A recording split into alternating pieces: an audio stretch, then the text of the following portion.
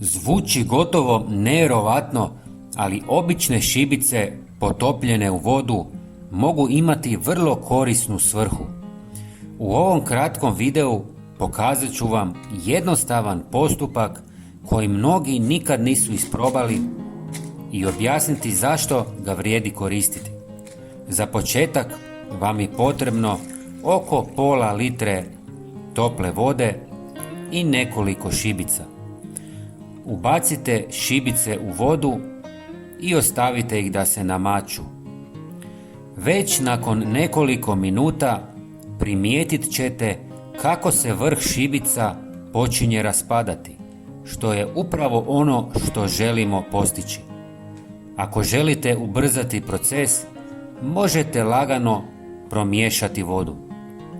Nakon 15 do 20 minuta većina aktivnih tvari prijeći će u tekućinu. To se lako primijeti po promjeni boje jer voda postaje obojena, najčešće crvenkasta ili plavkasta, ovisno o boji šibica. Sigurno se pitate koja je svrha ovoga. U glavi šibice nalaze se elementi poput sumpora, fosfora i magnezija koji imaju važnu ulogu.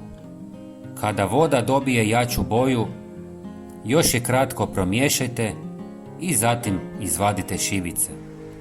Dobivena otopina može se koristiti za zalijevanje biljaka. Sumpor i fosfor doprinose jačem korijenu i pomažu u smanjenju štetnika u zemlji. Dovoljno je ovakav postupak primijeniti jednom u nekoliko tjedana. Pogledajte i naš sljedeći video u kojem pokazujemo zašto biste trebali zapiknuti šibicu u talog kave. Hvala vam na gledanju i srdačan pozdrav!